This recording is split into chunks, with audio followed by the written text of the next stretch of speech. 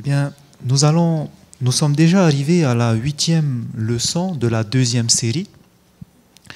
Et ça sera l'avant-dernière leçon, l'avant-dernier sujet sur cette série de Daniel, la prophétie de Daniel. Nous avons vu beaucoup de choses à l'intérieur et je sais que parmi nous, beaucoup peut-être ont été un petit peu choqués d'apprendre des choses, mais sachez que Dieu ne veut pas nous laisser dans l'ignorance. Il y a des choses qui se passent autour de nous. Satan est le prince de l'air et il a fait énormément de choses autour de nous. Au travers des religions, au travers des royaumes, il dirige ce monde et il emmène le monde vers la perdition. Et nous avons vu que ce qu'il veut mettre de côté, c'est la vérité et aussi la loi de Dieu. Le sujet de ce soir est vraiment un sujet important qu'il faut comprendre. Parce qu'en effet, il y a 2 semaines maintenant, nous avons étudié la question de la loi de Dieu et surtout celle au sujet du sabbat. Vous vous souvenez ? Et nous avons vu donc que maintenant, Dieu nous demande de se reposer en 105 jours afin que nous puissions profiter des bénédictions qu'il nous donne. C'est-à-dire qu'il puisse nous sanctifier, que nous puissions entrer en relation avec lui. Mais cela ne suffit pas, parce que beaucoup de personnes vont essayer de faire cela. Et malheureusement, beaucoup aussi qui observeront le sabbat ne seront pas sauvés. Pourquoi ? Parce qu'il y a quelque chose qu'ils ont raté. Et c'est ce que nous allons voir ce soir, et c'est pour ça qu'il faudra bien comprendre le sujet qui s'intitule « La loi et l'Évangile ». Ok, super. Donc pour comprendre ce sujet, nous allons nous mettre à genoux pour ceux qui le peuvent, et nous allons réclamer le Saint-Esprit afin qu'il nous éclaire.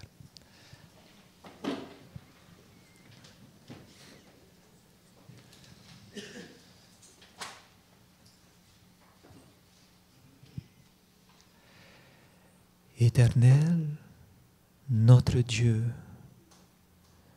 ô combien nous voulons ce soir te louer, d'avoir rassemblé encore tes enfants autour de ta parole. Oui, Père, ce n'est pas un homme que nous voulons entendre, mais nous avons soif d'entendre tes enseignements. Et pour cela, nous avons besoin du Saint-Esprit. Alors nous te réclamons sa présence en nous.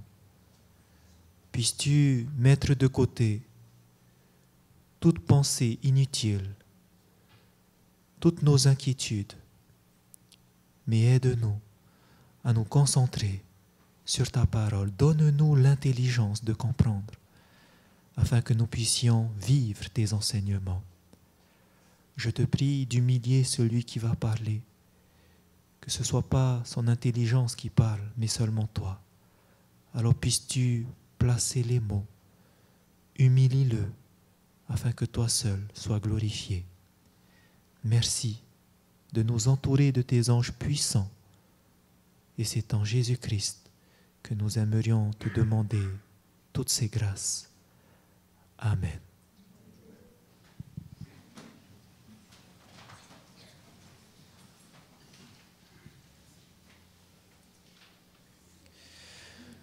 Je vous invite à prendre la parole de Dieu dans l'évangile de Jean, dans Jean au chapitre 13. Jean au chapitre 13, nous allons lire le verset 34. Ici, c'est Jésus qui va parler.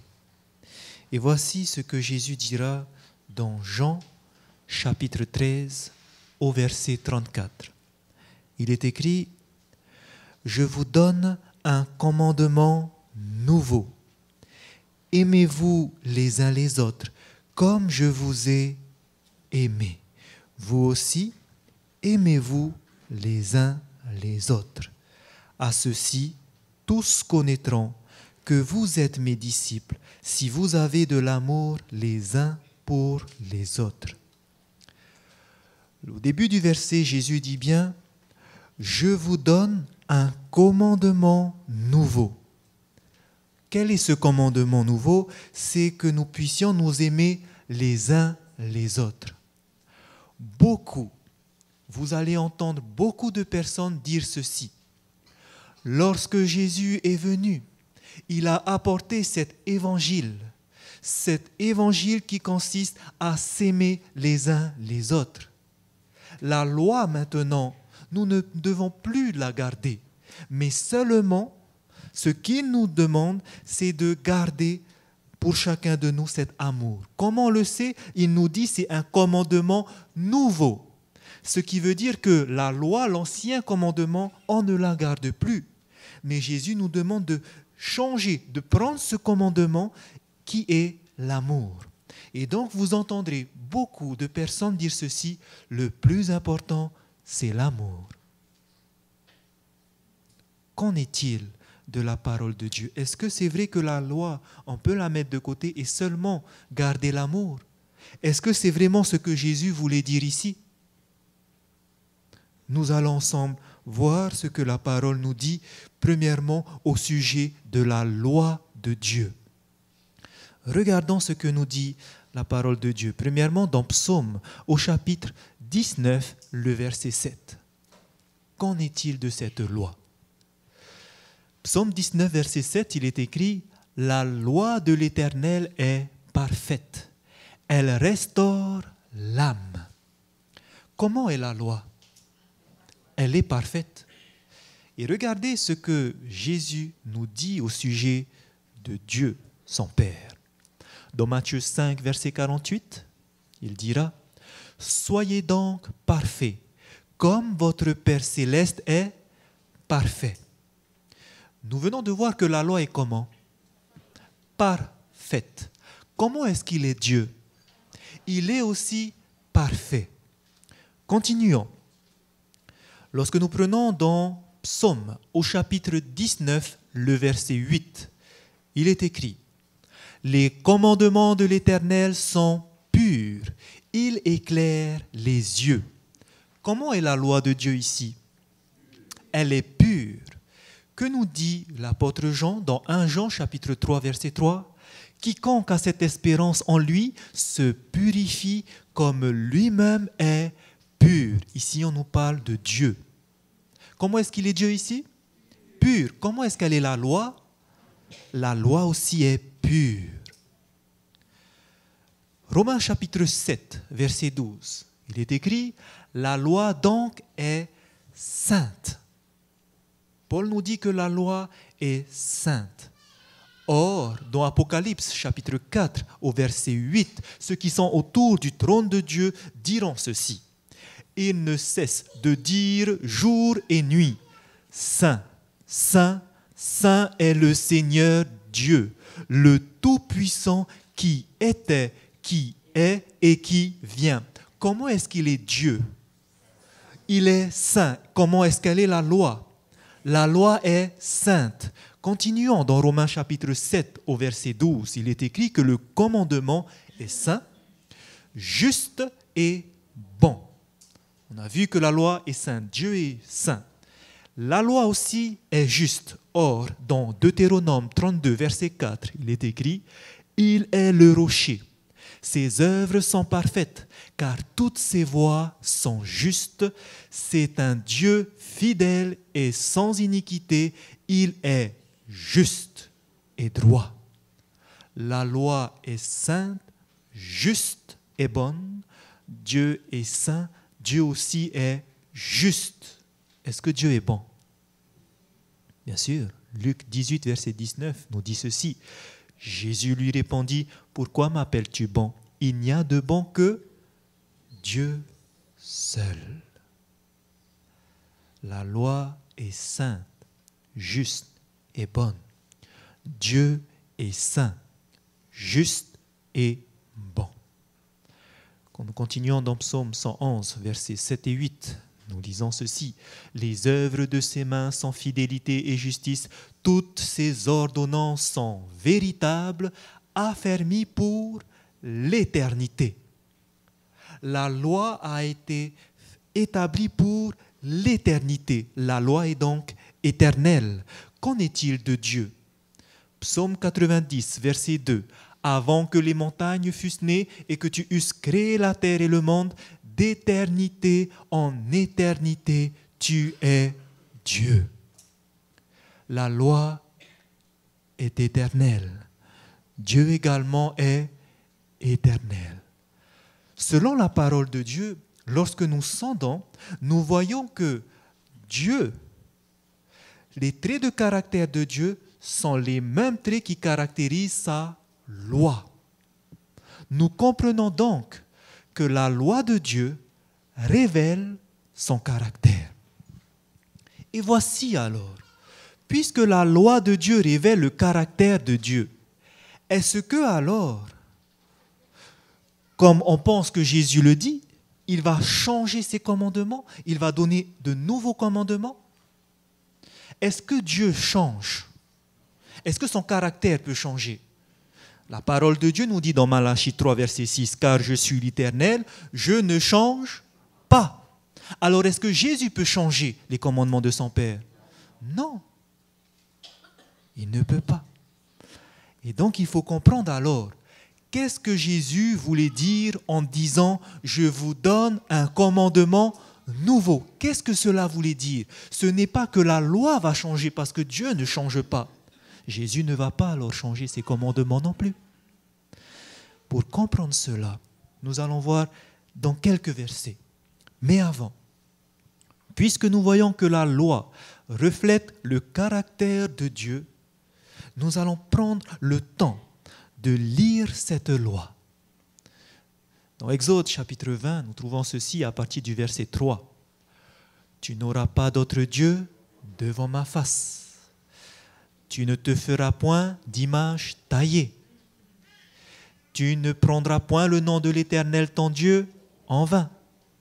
Souviens-toi du jour du repos pour le sanctifier. » Continuons le 5e commandement. « Honore ton père et ta mère, afin que tes jours se prolongent dans le pays que l'Éternel ton Dieu te donne. » Le 6e commandement nous dit « Tu ne tueras point. » 7e, « Tu ne commettras point d'adultère. » 8e, « Tu ne déroberas point. » 9e, « Tu ne porteras point de faux témoignages contre ton prochain. » Et le dernier, « Tu ne convoiteras point la maison de ton prochain. »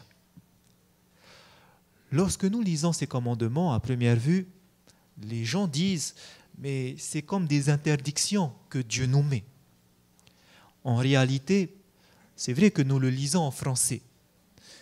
Mais ici, c'est en quelle langue? Ça vient de l'Ancien Testament. Et nous avons vu qu'il a été écrit en hébreu. Et lorsque nous lisons cela en hébreu, ce n'est pas vraiment transcrit de la même façon. En effet, la forme verbale qui est utilisée nous dit plutôt « je te conseille ». C'est plus une forme de conseil. C'est comme si Dieu nous disait « je te conseille de ne pas mettre d'autres dieux devant ma face. Je te conseille de ne pas commettre d'adultère. Je te conseille de ne pas tuer. » Pourquoi? Parce que si tu fais cela, il y aura des conséquences derrière. La forme verbale est plutôt sous forme d'un conseil. Et c'est ce que Jésus va essayer de faire ressortir. En effet, Jésus va éclairer cette loi et va nous montrer que c'est plus dans le sens « fais-le, parce que je t'aime, je ne veux pas qu'il t'arrive quelque chose ». C'est ce que nous allons lire par exemple dans Matthieu chapitre 22. Je vous invite à prendre dans Matthieu au chapitre 22 et nous allons lire à partir du verset 37.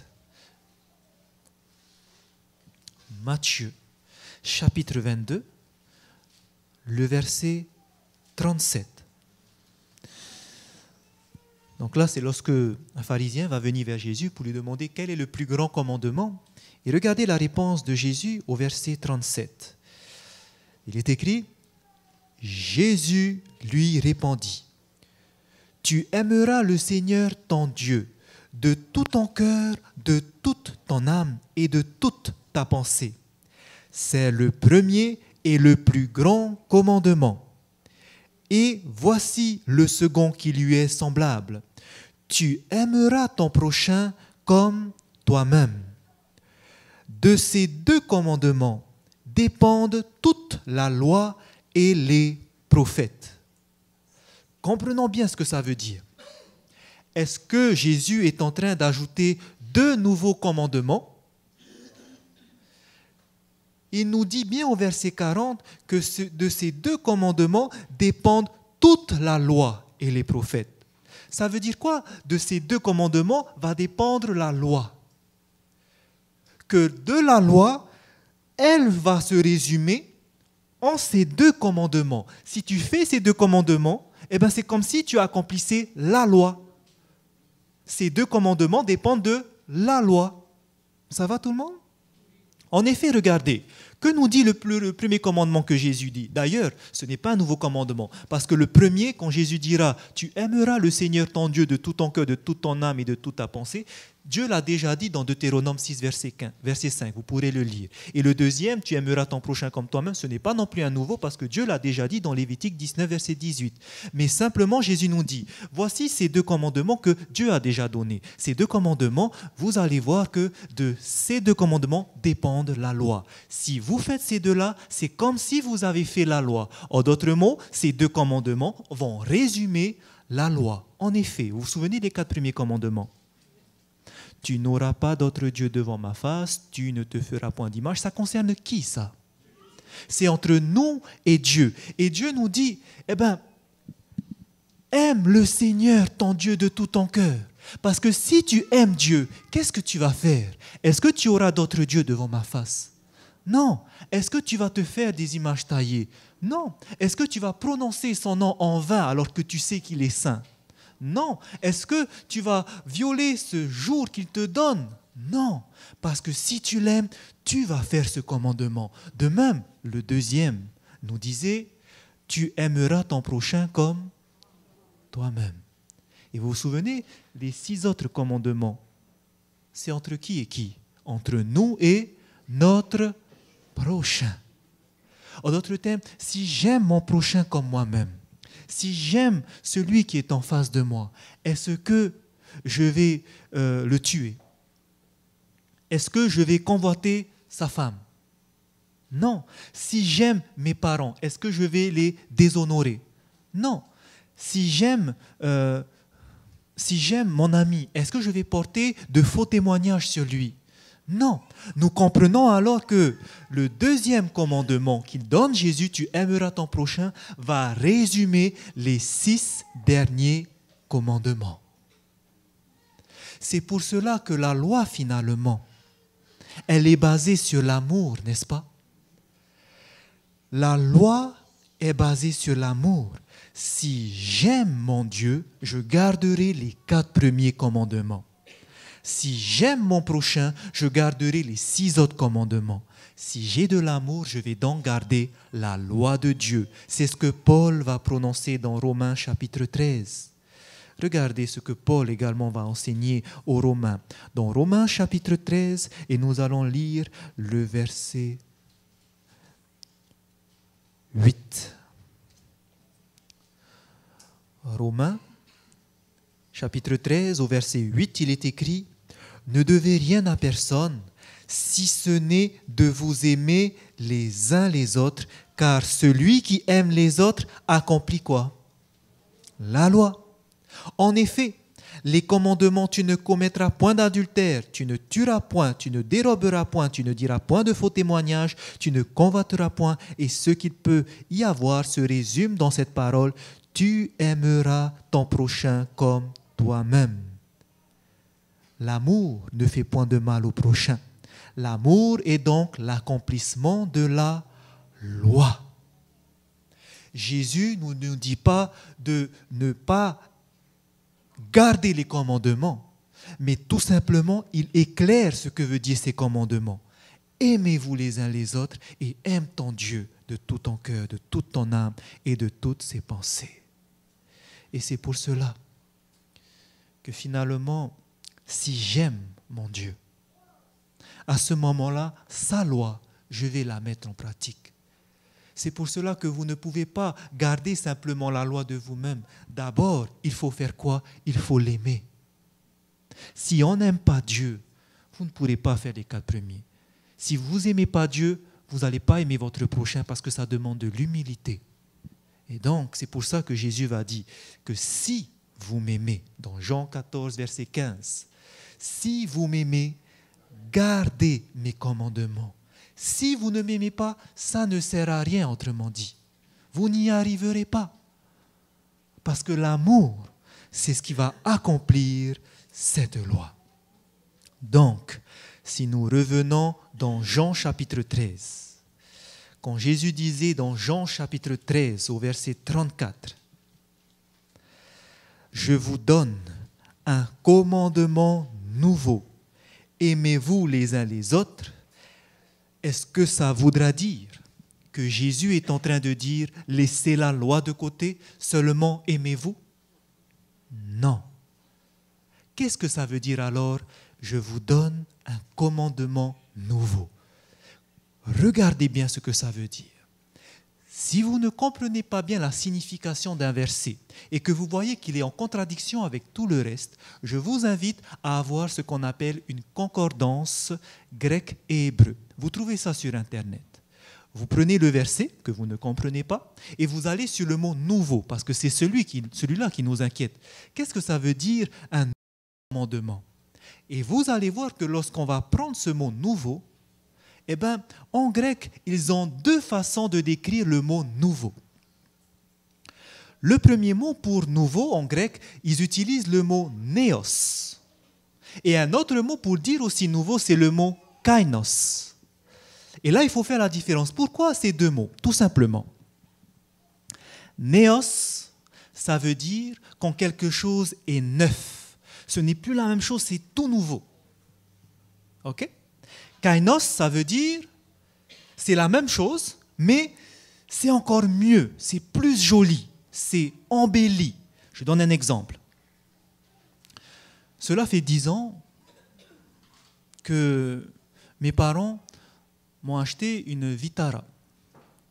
Et lorsqu'on l'a achetée, elle était d'occasion. C'est une Vitara blanche. Et comme vous le voyez, 10 ans plus tard, alors qu'elle était déjà en occasion, aujourd'hui, elle est cabossée sur le côté gauche. Et le pare-choc, le cache est tombé. On n'arrive plus à le remettre. Derrière, vous avez un petit peu de rouille. Alors, cette voiture, elle est assez vieille, n'est-ce pas ? OK. Maintenant, imaginez. Si je viens demain et que ce n'est plus une Vitara blanche cabossée que vous allez voir, mais vous allez voir par exemple une Toyota neuve, WW. Quel mot on utilisera pour dire c'est une nouvelle voiture ? On dira c'est Néos. Mais maintenant, si je vous dis ceci, j'ai emmené ma voiture chez le carrossier et demain quand je viens, vous avez vu que la voiture c'est toujours une Vitara, toujours la même plaque d'immatriculation et en plus elle brille. Il n'y a plus voilà, tout est remis à neuf. Qu'est-ce que je dirais ? Ce n'est pas une Néos voiture, mais ça sera une Kainos. C'est toujours la même, mais en plus jolie. Alors, quand vous allez regarder maintenant dans le lexique grec par rapport à Jean, chapitre 13, verset 34, quand Jésus dit « Je vous donne un commandement nouveau », Jésus va dire le mot « kainos ». Est-ce que ça veut dire alors que c'est une nouvelle loi ? Non, mais c'est la même loi que mon Père vous a donnée. Mais cette loi-là, je vais vous la donner, mais qu'elle soit encore plus belle. Pourquoi encore plus belle ? Parce que quand vous regardez à l'époque de Jésus, les pharisiens, les juifs se disaient « gardez les commandements ». Un jour, un homme riche est venu. Et il va dire à Jésus, que faut-il que je fasse pour être sauvé ? J'ai tout gardé les commandements. J'aime mon Dieu, j'ai tout gardé. Et vous voyez, il dit, j'ai gardé les commandements. Mais qu'est-ce que Jésus va lui dire ? Va et vends tout ce que tu as. Qu'est-ce qui se passera à ce moment-là ? Aïe, il se retourne tout malheureux. Finalement, est-ce qu'il a gardé tous les commandements ? Non, parce qu'il avait maintenant une idole. Il a fait de l'argent son idole. Il n'a pas gardé ses commandements. Vous voyez comment était la mentalité des Juifs avant ? Ils pensaient que lorsqu'ils gardaient à la lettre les commandements, c'est bon. Je suis fidèle devant Dieu. Et finalement, est-ce qu'ils avaient de l'amour? Ils n'avaient pas l'amour pour Jésus, ils n'avaient pas l'amour pour son Dieu. Ils préféraient l'argent que son Dieu. Et c'est pour cela que Jésus va dire, je vous donne un nouveau commandement. Apprenez ce que c'est ce commandement. Il faut que vous vous aimiez les uns les autres. Si tu n'as pas d'amour, ça ne sert à rien. Tu n'arriveras pas à garder les commandements. Vous comprenez qu'est-ce que ça veut dire alors? Dieu va faire briller sa loi. Il va dire que l'essentiel dans cette loi, c'est d'abord d'avoir l'amour. Si tu n'as pas l'amour envers moi, n'essaye pas, tu n'arriveras pas. C'est pour ça Jésus, il va embellir cette loi. Mais il ne va pas venir pour dire, c'est fini cette loi, je vous donne maintenant autre chose, parce que Jésus lui-même dira dans Matthieu chapitre 5, verset 17, « Ne croyez pas que je sois venu abolir la loi ou les prophètes. Je suis venu non pour abolir, mais pour accomplir. Il est venu pour vivre cette loi. » De quelle loi on parle ici? Tout à l'heure, on le verra dans le contexte. Matthieu chapitre 5, verset 17, il parle de cette loi. Au verset 21 et au verset 27, vous allez voir qu'il va parler de celui qui commet l'adultère, de celui qui se met en colère et qui tue en faisant cela. Il parle de... Quelle loi nous parle de l'adultère et de ne pas tuer? La loi de Dieu. Donc, quelle loi Jésus est venu accomplir? Il est venu accomplir la loi de Dieu. Et il n'est pas venu pour l'abolir. Donc, Jésus n'a pas donné de nouveaux commandements. Il n'a pas supprimé, mais il nous dit simplement, regardez. Vous voulez vivre cette loi? Alors regardez-moi. Je suis venu pour accomplir la loi de Dieu. Et lorsque vous regardez la vie de Jésus, comment est-ce qu'elle était la vie de Jésus? Est-ce que la vie de Jésus était égoïste? Est-ce que la vie de Jésus était tournée vers lui-même? Toute sa vie, il a passé d'abord ses 30 premières années dans son foyer, au service de ses parents. Et lorsqu'il a commencé son ministère, parce que le temps était accompli, il va passer son ministère envers les autres. Et la parole de Dieu nous dit que non seulement il va constamment aller vers les autres, mais tous les jours il va prendre un moment pour être en relation avec son Père. Parce qu'il ne peut pas aider les autres si d'abord il n'a pas cette relation avec son Père. La parole va nous montrer que Jésus avait cet amour immense pour son Père. C'est pour ça qu'à la croix, il voulait laisser la coupe amère parce qu'il ne voulait pas être séparé de son Père, tellement il aimait son Père. Il aime les autres tellement il aime les autres qu'il va aller sur la croix. Il va s'être séparé de son Père pour nous. Jésus est venu pour accomplir cette loi et il nous montre au travers de l'amour qu'il a vécu sur cette terre. Jésus a vécu la loi. Il nous a montré le caractère de Dieu. Et le caractère de Dieu, Dieu est comment? Dieu est amour. Jésus est venu montrer que Dieu est amour. Il est venu accomplir cette loi. C'est pour cela que Jean va dire dans Jean 1,18 que personne n'a jamais vu Dieu, le Fils unique qui est dans le sein du Père et celui qui l'a fait connaître. Qui est venu faire connaître Dieu? Jésus, le Fils unique. Jésus est venu pour faire connaître Dieu parce que Dieu est amour. Et Jésus nous dit, je suis venu accomplir la loi. Je suis venu montrer cet amour. Si vous voulez garder cette loi, faites comme moi. Ayez de l'amour pour votre Père. Ayez de l'amour pour votre prochain. Parce que sinon, ça sera en vain. Voici ce que Jésus nous dit. Maintenant que nous avons compris alors l'intention de Jésus quand il disait « Je vous donne un commandement nouveau », la question est celle-ci. Pourquoi Dieu nous donne-t-il sa loi? Pourquoi Dieu nous donne-t-il sa loi? Je vous invite à aller dans Matthieu au chapitre 5. Matthieu au chapitre 5, et nous allons lire le verset 21. Matthieu au chapitre 5, au verset 21, il est écrit « vous avez entendu qu'il a été dit aux anciens, tu ne tueras point. Celui qui tuera mérite d'être puni par les juges. Mais moi je vous dis que quiconque se met en colère contre son frère mérite d'être puni par les juges. Que celui qui dira à son frère Raka mérite d'être puni par le Sanhédrin, et que celui qui lui dira insensé mérite d'être puni par le feu de la géhenne. Jésus nous dit que la loi dit « tu ne tueras point ». Mais si quelqu'un se met en colère contre son frère, c'est comme s'il avait fait quoi? C'est comme s'il avait tué. Il est aussi coupable que quelqu'un tue. Et maintenant, pensons un petit peu. Est-ce que quelqu'un d'entre nous ne s'est-il jamais mis en colère? Il y a quelqu'un qui ne s'est jamais mis en colère dans la salle? Tous, nous nous sommes déjà mis en colère, n'est-ce pas? Peut-être dans la journée? Ok. Donc vous comprenez que Dieu nous montre, est-ce que nous arrivons à garder ce commandement? Non, on l'a tous transgressé. Tu ne tueras point, on a tué. Parce qu'on s'est mis en colère contre quelqu'un, on avait les pensées de celui qui allait le faire. Regardez la suite, au verset 27. Il est écrit, vous avez appris qu'il a été dit, tu ne commettras point d'adultère. Mais moi, je vous dis que quiconque regarde une femme pour la convoiter a déjà commis un adultère avec elle dans son cœur. Je vous pose la question, est-ce que parmi nous, il y a quelqu'un qui n'a jamais eu une pensée adultère?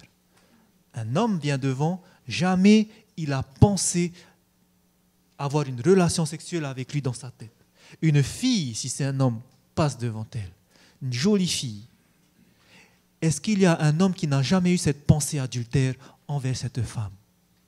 Si quelqu'un n'a jamais eu cette pensée adultère, lève son doigt.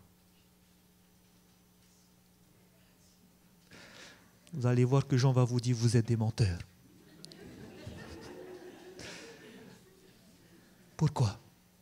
Pourquoi est-ce que c'est tellement facile d'avoir ça? Parce que la Bible nous dit que nous sommes charnels, attirés au péché. Peut-être maintenant vous ne le faites pas. Je ne dis pas vous ne le faites pas, mais jamais personne n'a réussi à ne pas faire ça depuis sa naissance. La Bible nous dit donc que finalement, si je me suis mis en colère, ou même si vous pensez ne jamais avoir commis d'adultère, regardez ce que la Bible nous dit alors dans Jacques chapitre 2. Dans Jacques chapitre 2.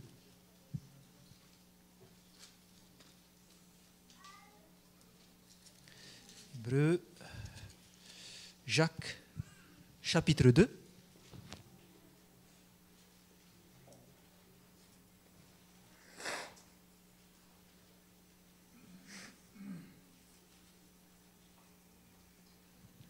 Jacques chapitre 2, verset 10.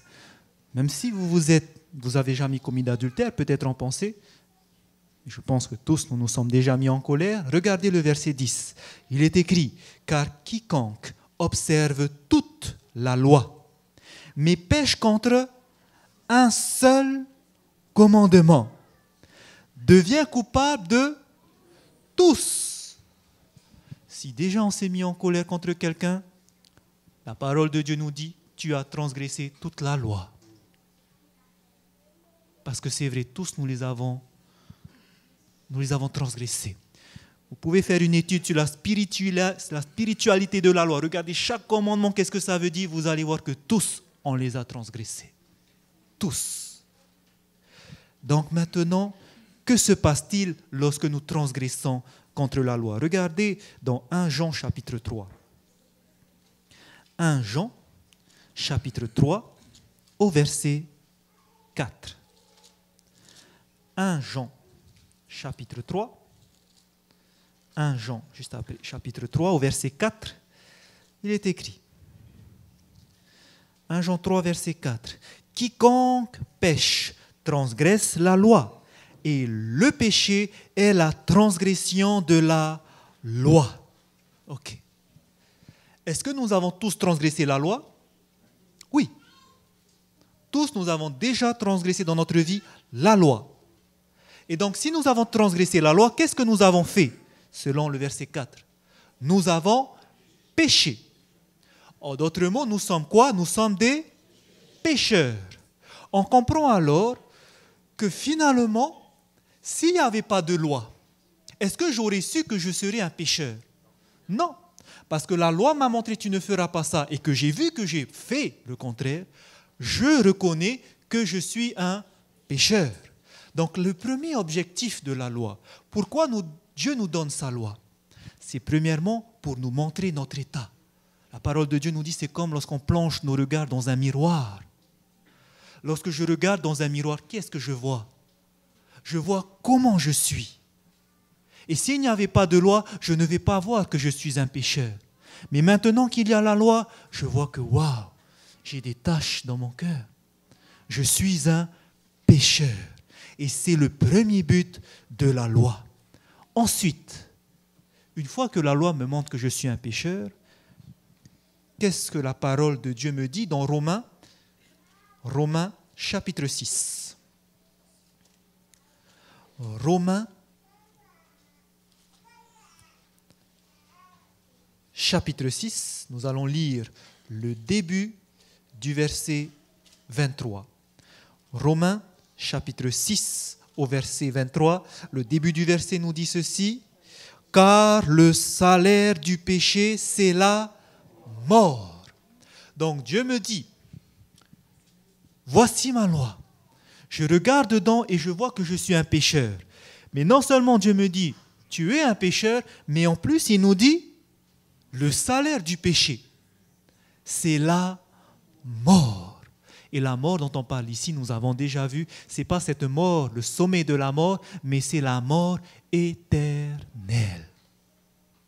Donc la loi de Dieu, son premier rôle, c'est de nous montrer notre état. Mais également, c'est grâce à elle que nous voyons que nous sommes condamnés. La loi de Dieu, finalement, nous condamne. Et maintenant,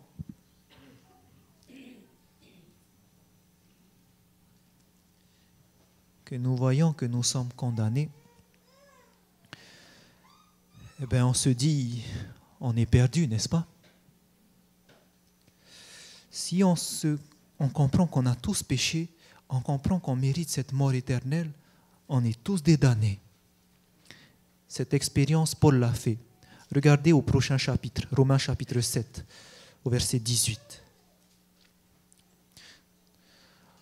Romains chapitre 7, au verset 18, il est écrit « Ce qui est bon, je le sais, n'habite pas en moi, c'est-à-dire dans ma chair.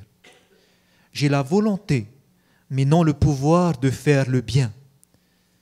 Car je ne fais pas le bien que je veux, et je fais le mal que je ne veux pas. Et si je fais ce que je ne veux pas, ce n'est plus moi qui le fais, c'est le péché qui habite en moi. » Paul dit, je veux faire le bien, mais je n'arrive pas. Au lieu de faire le bien, qu'est-ce que je fais? Je fais le mal, je pêche. C'est en moi le péché. Il a essayé de faire le bien, il n'arrive pas. Il pêche à chaque fois. Et alors, puisque la Bible nous dit que le salaire du péché, c'est la mort, qu'est-ce qu'il va s'écrier au verset 24? Misérable que je suis, qui me délivrera du corps de cette mort? De quelle mort? De la mort éternelle. Je vois que je suis un pécheur. Je suis voué à la mort éternelle. Qu'est-ce que je vais faire? Vous savez, c'est quoi la solution? Dieu a tellement aimé le monde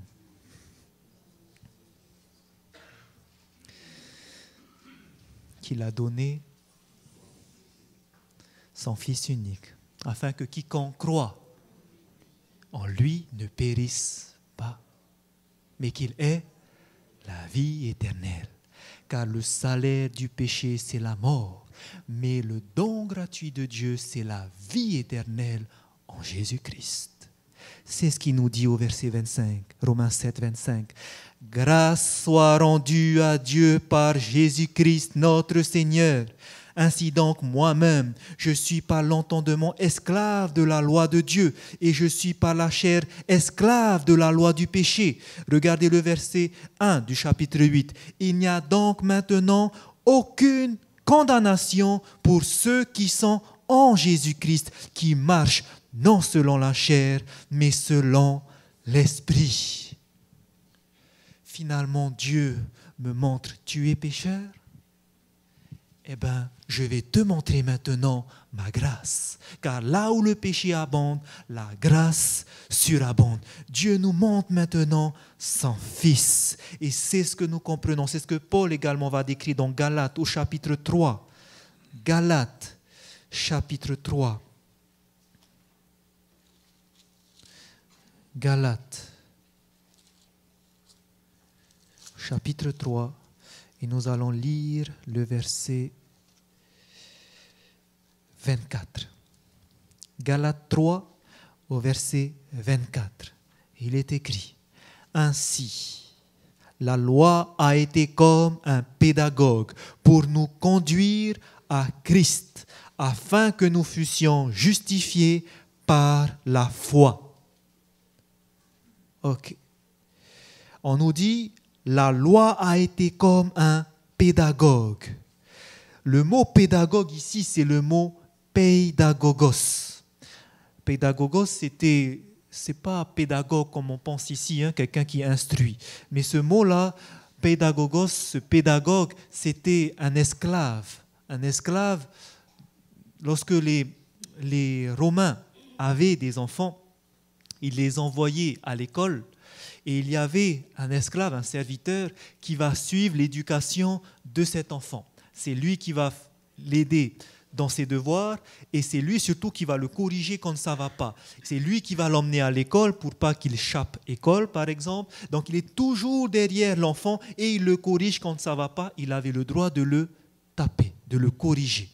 Et donc on nous dit que la loi de Dieu est comme ce pédagogue. Il sert à faire quoi ?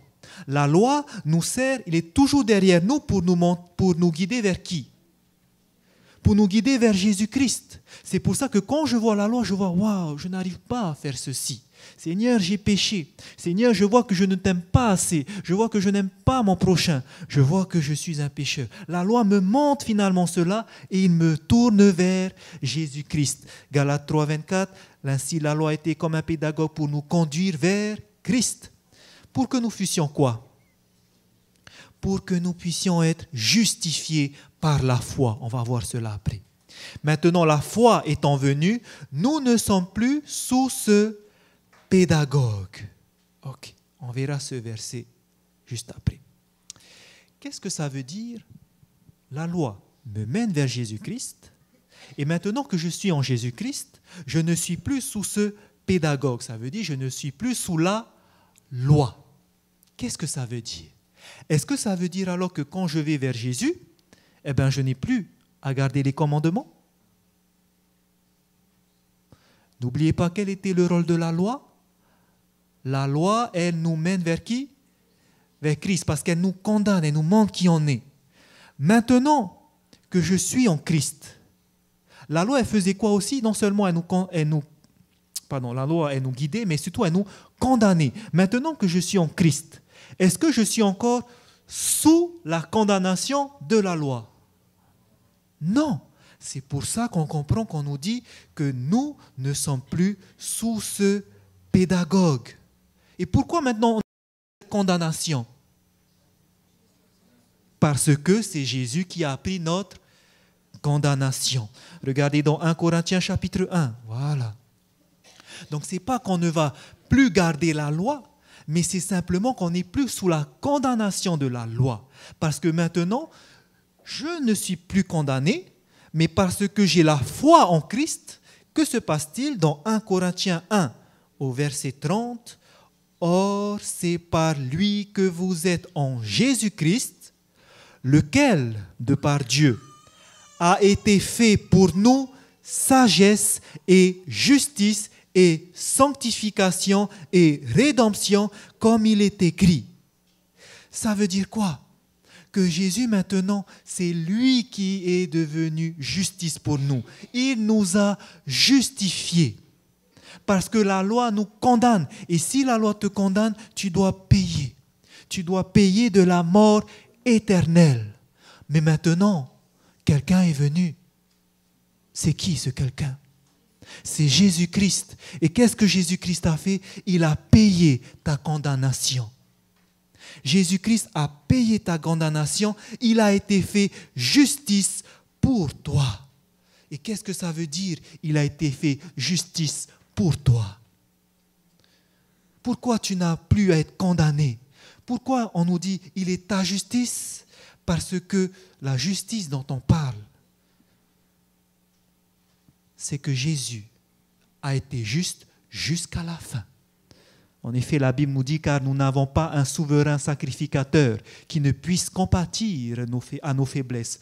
Au contraire, il a été tenté comme nous en toutes choses, mais sans commettre de péché. Jésus, est-ce qu'il a transgressé la loi? Non. Il a obéi à la loi. Il a accompli la loi. Il n'a jamais péché. Donc Jésus est vraiment juste.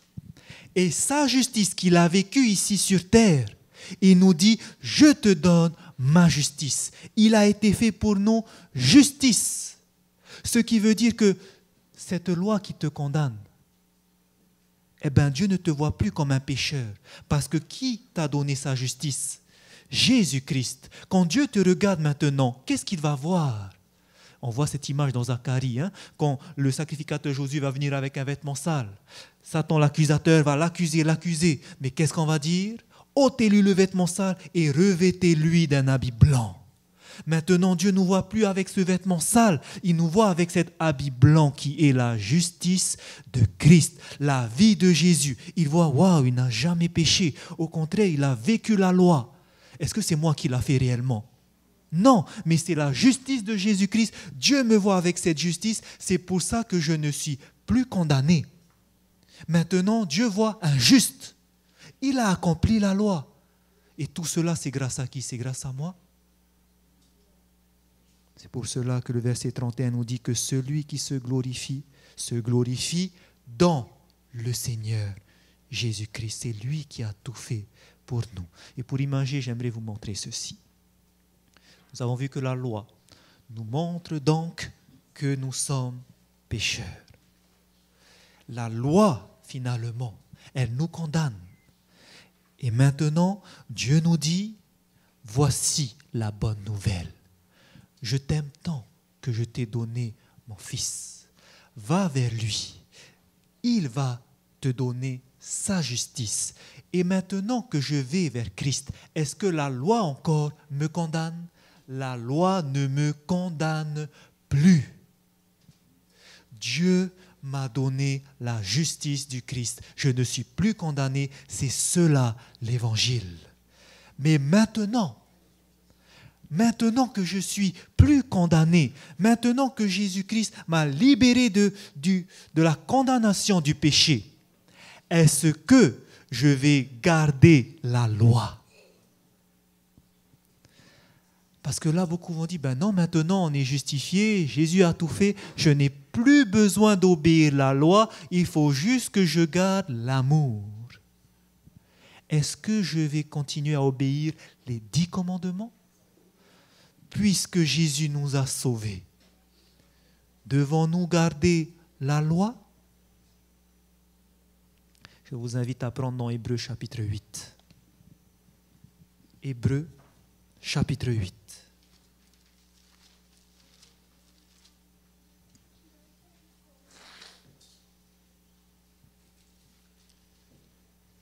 Hébreux au chapitre 8. Il est écrit au verset 8.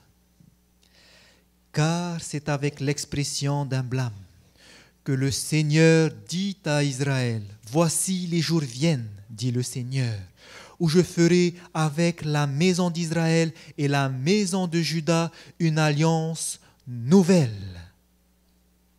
Dieu nous dit qu'il va faire une nouvelle alliance, c'est le mot kainos d'ailleurs. une meilleure alliance, non comme l'alliance que j'ai traitée avec leur père, le jour où je les ai saisis par la main pour les faire sortir du pays d'Égypte, car ils n'ont pas persévéré dans mon alliance. Et moi aussi, je ne me suis pas soucié de, dit le Seigneur. Verset 10, mais voici l'alliance que je ferai avec la maison d'Israël. Cette nouvelle alliance, d'ailleurs, vous savez quand est-ce qu'elle a été ratifiée? C'est lorsque Jésus, avant sa mort, il va dire « Je vous donne mon sang, le sang de la nouvelle alliance. » À partir de là, la nouvelle alliance a commencé.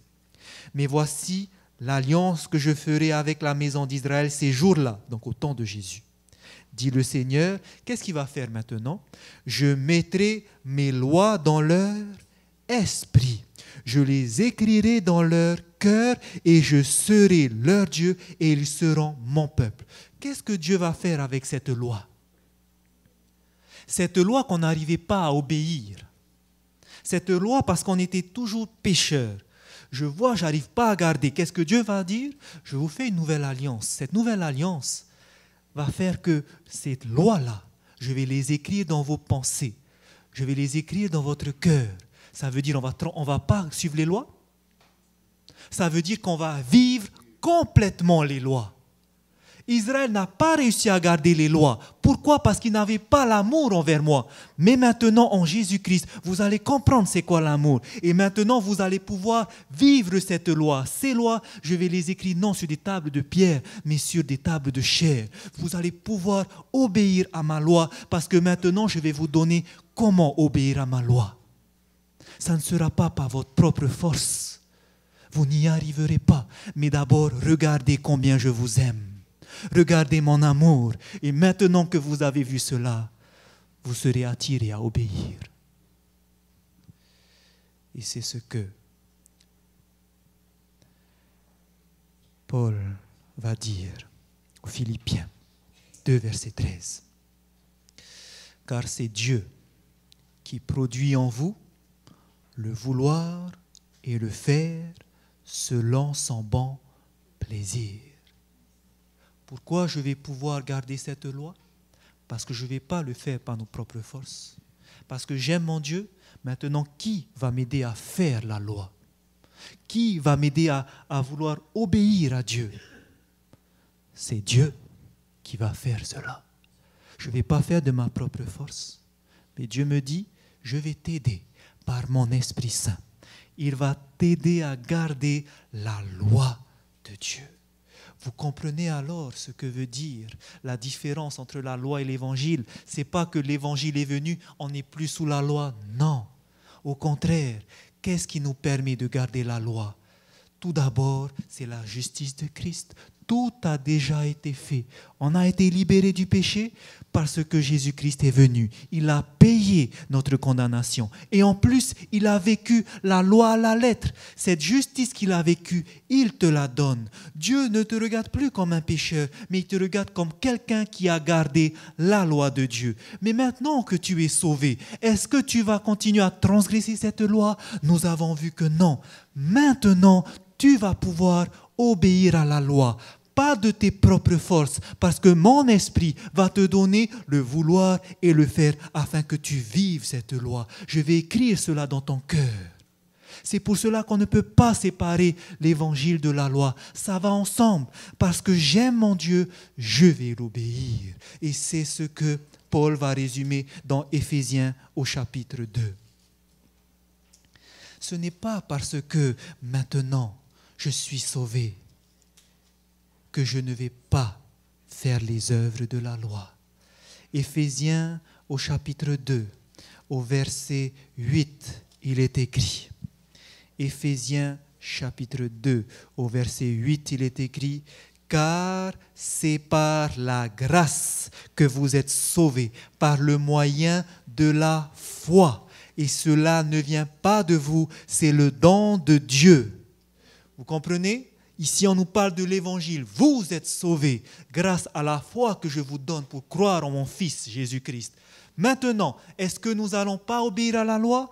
Regardez ce que la Bible nous dit au verset 9. Ce n'est pas par les œuvres afin que personne ne se glorifie. Ce n'est pas parce que j'ai obéi à la loi que je serai sauvé, mais c'est parce que Dieu d'abord me donne la foi pour croire en Jésus-Christ. Continuons au verset 10.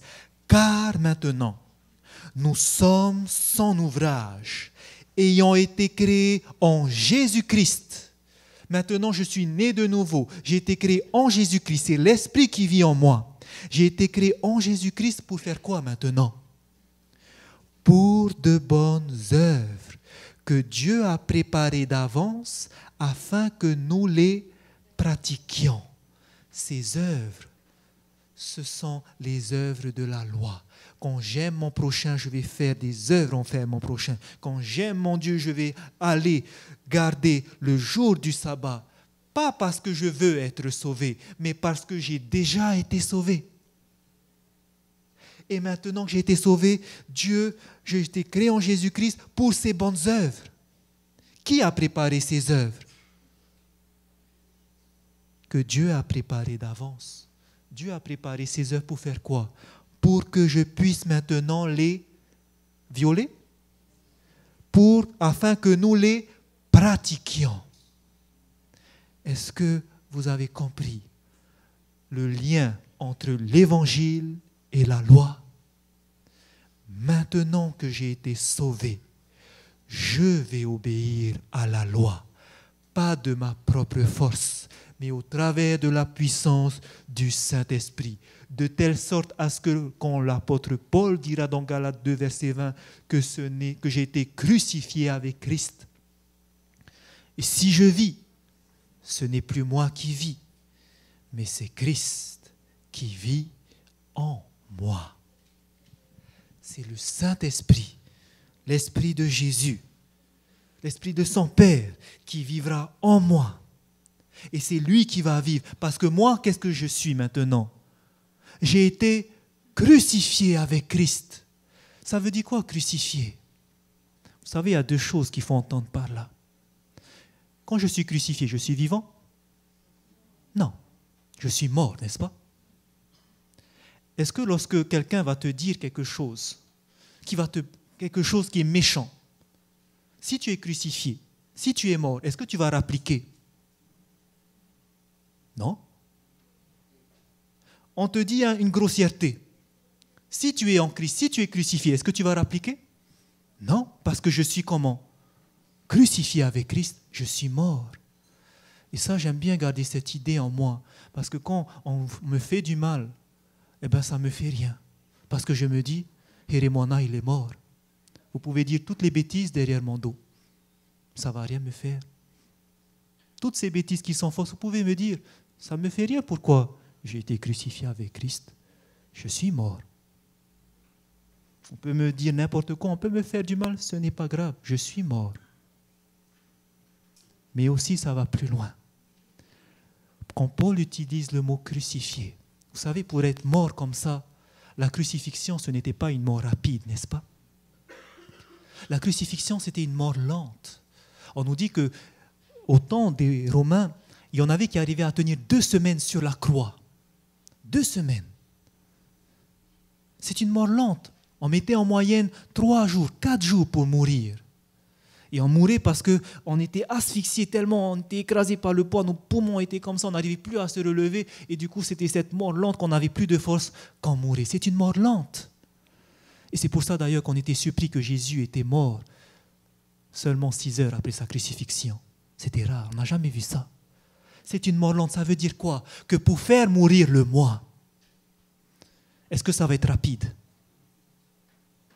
Est-ce que c'est du jour au lendemain que quand on va vous dire quelque chose, vous n'allez plus vous fâcher? Vous n'allez plus vous mettre en colère? Non. Ça va mettre du temps. Mais est-ce que c'est impossible? C'est possible. C'est possible, pas par ma propre force, mais avec la force que le Dieu me donnera. Et je peux vous dire, c'est vrai, ça fonctionne. Parce que moi-même, je l'ai vécu. Je l'ai vécu dans ma chair. Vous savez, il y a quelque chose dans ma jeunesse que j'avais du mal, ou plutôt que j'étais à l'intérieur. C'est ce qu'on appelait l'adultère. Je n'ai pas eu de relation sexuelle avec plusieurs femmes. Non. Mais j'ai vécu dans un monde, dans une génération où la pornographie était facile d'accès. Quand j'étais en classe de 3e, mes amis venaient avec leurs livres porno. Et je voyais ces images. Et ils me prêtaient. Après, ils me donnaient des cassettes. Et qu'est-ce qu'on fait à partir de là? On regarde ces choses-là. Et on commet des actes ignobles. Mais notre génération, on était plongée à l'intérieur. Et je peux vous dire que quand vous entrez à l'intérieur, vous êtes vraiment emprisonné. Parce que tous les jours, vous ne pouvez pas ne pas regarder ces choses. Et je peux vous dire que c'était un vice que j'ai adopté, qui est ancré en moi. Et lorsque j'ai rencontré ma femme, j'ai compris que ces choses-là, je devais arrêter. Mais vous savez, quelque chose était plus dur encore. Peut-être que je ne regardais pas ces films pornographiques, qui étaient tellement faciles d'accès, même aujourd'hui. Mais lorsque je voyais une fille, d'après vous, qu'est-ce que je pensais?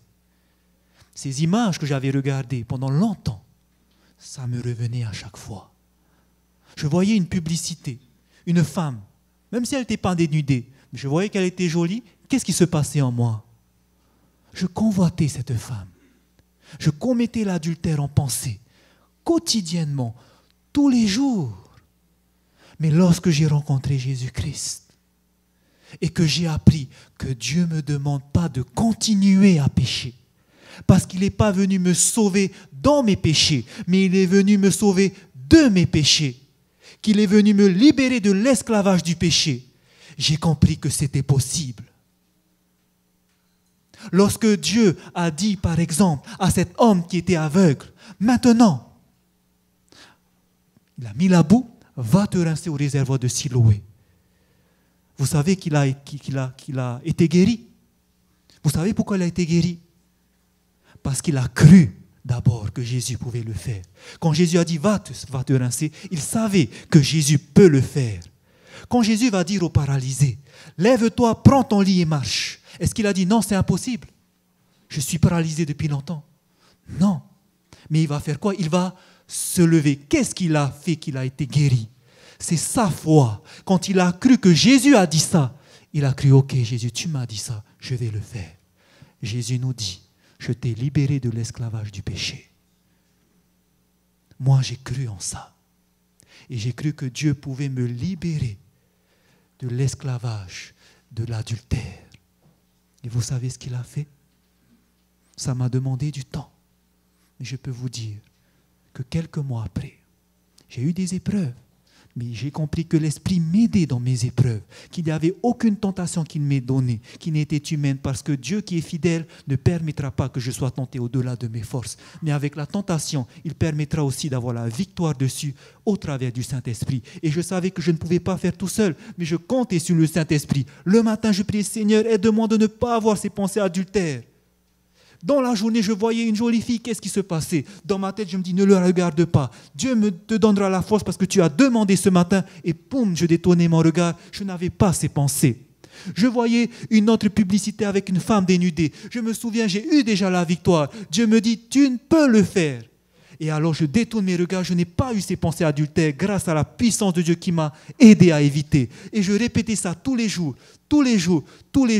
tellement je le faisais que finalement c'est devenu une habitude et que maintenant, je peux aller sur la plage, voir des femmes dénudées, aucune pensée ne vient. Parce que j'ai appris à vaincre ce péché. Et cela, c'est ce que Jésus veut pour chacun de nous. C'est comme cela qu'on pourra dire, j'ai été crucifié avec Christ.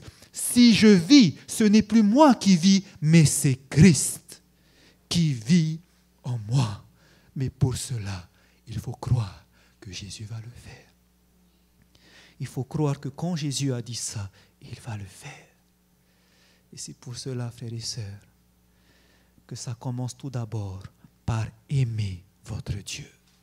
Quand vous l'avez rencontré, quand vous avez compris ce qu'il a fait pour vous, je peux vous dire, vous n'allez plus vouloir transgresser ses commandements. Parce que quand vous l'aimez, la parole de Dieu nous dit que l'amour de Dieu consiste à garder ses commandements. Et ses commandements ne sont pas pénibles. Quand vous aimez quelqu'un, vous ne voulez pas lui faire de mal. Si je vis avec ma femme et je dis à ma femme, chérie, on est marié, je vis avec toi, mais une fois toutes les semaines, je vais aller voir quelqu'un d'autre. Est-ce que j'aime ma femme? Non. Si je dis chérie, je t'aime, mais une fois par an, je vais aller voir quelqu'un d'autre. Est-ce que j'aime ma femme? Non. Mais pourquoi je ne fais pas cela? Parce que j'aime ma femme. C'est pour cela que je ne vais pas la tromper. Qu'en est-il pour nous et Dieu? Si tu aimes ton Dieu, je peux te dire, tu ne vas pas vouloir le faire souffrir. Mais si tu ne le connais pas, tu vas continuer et te dire, c'est pas grave, je peux continuer. C'est pour cela, Dieu nous dit, vous voulez vivre cette loi? L'amour consiste à garder ses commandements. Aimez-moi, rencontrez-moi, regardez ce que j'ai fait pour vous, regardez à mon fils, regardez ce qu'il a fait. Et lorsque vous avez compris maintenant, suivez-moi. Je ne vous dis pas que le chemin sera facile. C'est un chemin étroit, c'est dur, il y aura des épreuves. Mais je serai avec vous, je te soutiendrai de main droite triomphante.